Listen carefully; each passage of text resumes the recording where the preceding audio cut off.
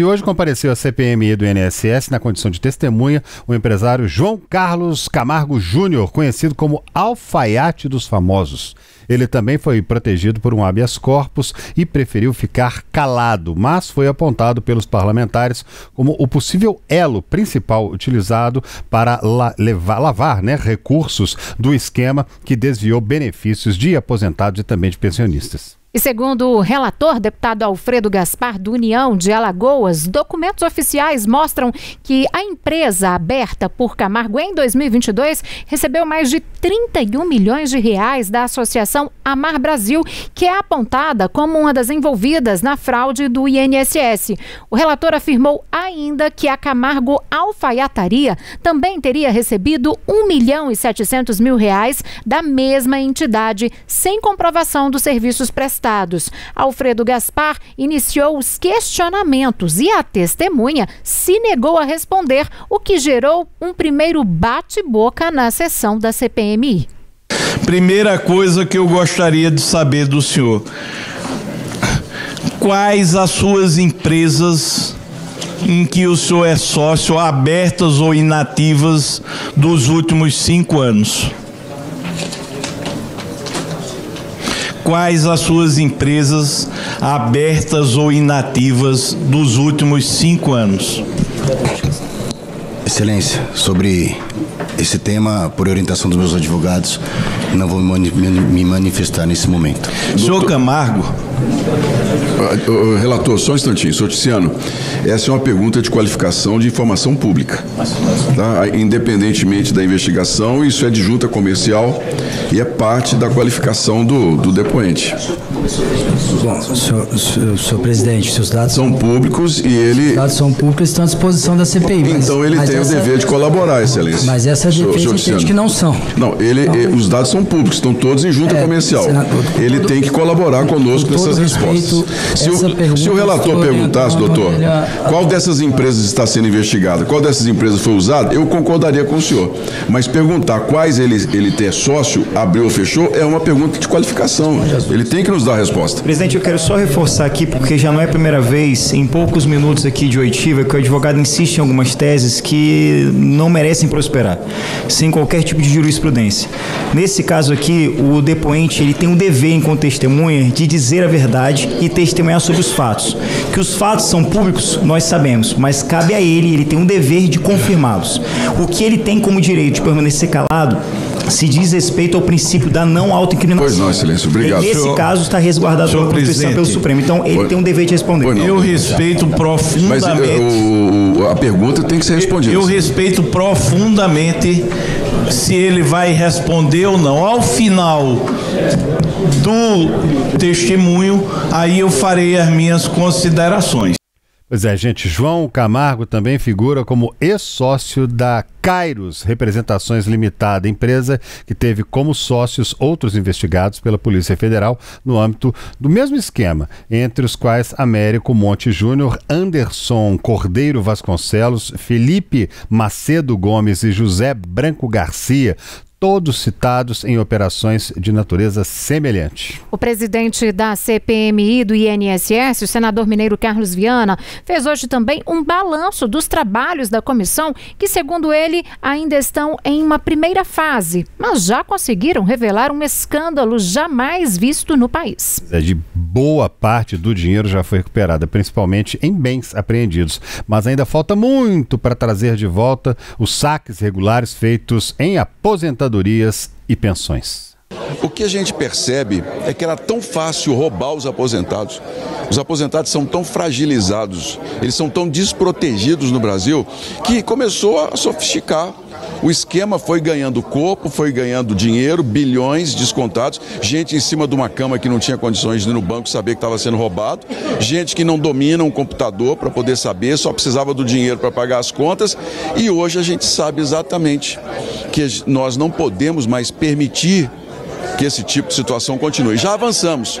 Primeiro, o Senado votou semana passada o fim dos descontos. Eu espero que o presidente da República sancione, porque se ele não sancionar, eu vou lutar para derrubar o veto dele, para que a gente proíba todo e qualquer desconto de sindicato, associação, entidade. E Os empréstimos consignados a gente vai conversar daqui a pouquinho, mas esses descontos a gente tem que acabar com eles.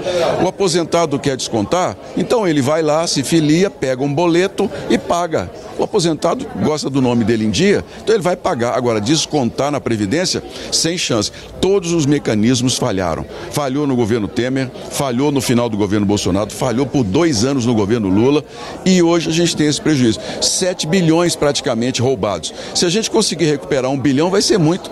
Você está vendo aí, 14 Porsches importados, 4 Ferraris, dezenas de Mercedes, BMWs, só carros de milionários. Mas isso não paga o prejuízo, mas principalmente não paga, né, o desacato e o desrespeito aos aposentados brasileiros. Então hoje eu durmo e, sabe, com a minha consciência tranquila de que nós estamos terminando uma primeira fase, porque essa CPMI está dividida em 2 fases.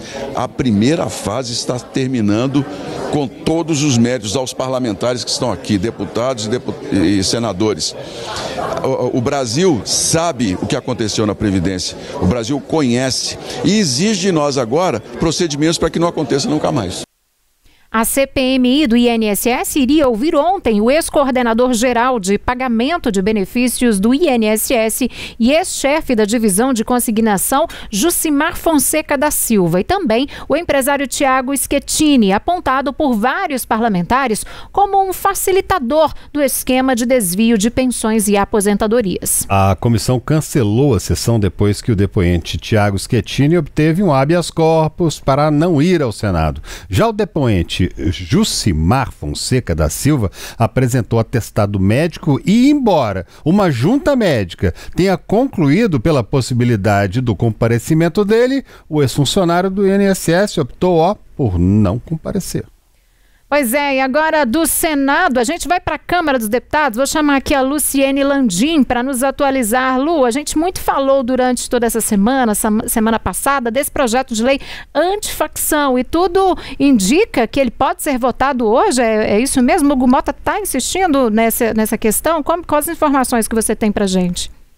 É a previsão do presidente da Câmara. Ele convocou uma sessão do plenário hoje exclusivamente para votar esse PL antifacção. Não há qualquer outro projeto na pauta para análise dos deputados. Essa sessão começou já tem um tempinho. A gente tem agora um requerimento que foi aprovado para o encerramento da discussão. Isso não significa que o projeto vai ser votado, vai ter um resultado tão rápido. Muita discussão ainda deve acontecer, muitos discursos no plenário da Câmara, mas a previsão de Hugo Mota é realmente encerrar esse assunto na Câmara ainda na noite de hoje. No início da sessão, o presidente da Câmara, inclusive, falou que essa deve ser uma noite longa de discussão ali entre os deputados. E a intenção de Hugo Mota fica muito clara também, a gente percebe como essa articulação foi feita nos bastidores, porque hoje o presidente do Senado, Davi Alcolumbre, também anunciou que quando esse assunto for para a chamada Casa Alta, o relator vai ser o senador Alessandro Vieira, que é o relator também da CPI do crime organizado. O que a gente pode entender desse anúncio? De que há realmente uma articulação costurada nos bastidores, de que Hugo Mota conseguiu juntar um apoio necessário para passar esse texto. É muito incomum a gente ver um presidente de uma outra casa parlamentar anunciar um relator sem ter um texto aprovado, sem ter um texto ali na mão. A gente viu hoje isso com Davi Alcolumbre, indicando então que Mota conseguiu fazer essa articulação que até a última semana estava bem complicada, né? A gente pode até dizer, usar essa palavra. Hoje o relator também, o deputado Guilherme Derrite, apresentou o 5º relatório, a 5ª versão do texto dele, que também foi alvo de muita polêmica nos últimos dias. E uma informação da repórter Lara Alves sobre esse texto: Derrite manteve no parecer a previsão de distribuição dos bens recolhidos em operações contra facções entre a Polícia Federal e os fundos de segurança estadual. estaduais. O ajuste feito pelo relator nesse ponto é a previsão de que os valores destinados à Polícia Federal vão para o Fundo Nacional de Segurança Pública e não mais para o Fundo do Aparelhamento e Operacionalização das Atividades Fim da Polícia Federal, que é o FUNAPOL. O relator também incorporou no texto a previsão de perdimento automático de bens ainda durante o inquérito policial. Na prática, isso significa que a Justiça vai poder impor a perda imediata de bens e valores recolhidos de facções e milícias, e esses itens passam imediatamente a pertencer ao Estado. Vamos ver como que essa votação desenrola no plenário da Câmara. Como o Hugo Mota fez essa previsão, o debate ainda deve durar mais um bom tempo. Não é um tema que reuniu um apoio consolidado nos últimos dias, mas, de acordo com o presidente da Câmara, vai sim ser encerrado na noite de hoje no plenário da Câmara.